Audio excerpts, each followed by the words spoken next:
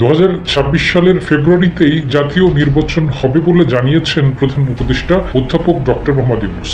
জুলাই গণঅভ্যুত্থান দিবস উপলক্ষে জাতির উদ্দেশ্যে দেওয়া ভাষণে প্রধান উপদেষ্টা জানান, অন্তর্বর্তী সরকারের পক্ষ থেকে তিনি প্রধান নির্বাচন কমিশনারের কাছে চিঠি পাঠাবেন যেন নির্বাচন কমিশন ফেব্রুয়ারি মাসে জাতীয় নির্বাচন আয়োজন করে। অন্তর্বর্তী সরকারের পক্ষ থেকে আমি প্রধান নির্বাচন কমিশনারের কাছে চিঠি পাঠাবো যেন নির্বাচন কমিশন আগামী রমজানের আগে 2026 সালের ফেব্রুয়ারি মাসে জাতীয় নির্বাচন অনুষ্ঠানের আয়োজন করেন। ভাষণে প্রধান উপদেষ্টা বলেন, এদেশের সকল নাগরিক যেন সুন্দরভাবে একটি নির্বাচন করে একটি নতুন বাংলাদেশ গড়ার কাজে সফলভাবে এগিয়ে যেতে পারে, সেজন্য সবাই যেন দোয়া করে। সরকারের পক্ষ থেকে এই নির্বাচন যাতে সুষ্ঠু, শান্তিপূর্ণ এবং উৎসব মুখরভাবে সম্পন্ন করা যায় সেজন্য সকল প্রকার সাহায্য সহযোগিতা প্রদান করা হবে।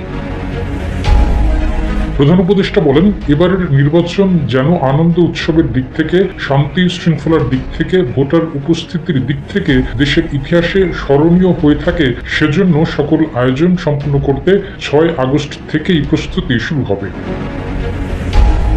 প্রধান উপদেষ্টা বলেন, ইতিহাসের কলঙ্কিত কোনো অধ্যায়ের পুনরাবৃত্তি আর করতে চান না। জাতির প্রত্যেকেই অবগত আছেন একটা গোষ্ঠী নির্বাচনকে বাধাগ্রস্ত করার জন্য উন্মুখ হয়ে আছে। তারা দেশের গণতান্ত্রিক অগ্রযাত্রাকে ব্যাহত করতে দেশের বাইরে বসে এবং ভেতর থেকে নানা অপচেষ্টা করে যাচ্ছে। তিনি বলেন, অবশ্যই খেয়াল রাখতে হবে যেন নির্বাচনকে সংঘাতময় করে তোলার কোনো সুযোগ না পায় দেশের ভেতরের এবং বাইরের শক্তি। একটি অবাধ, সুষ্ঠু এবং নিরপেক্ষ নির্বাচন সফলভাবে আয়োজন করা গেলে অপশক্তির পরাজয় চূড়ান্ত হবে বলেও জানিয়েছেন প্রধান উপদেষ্টা।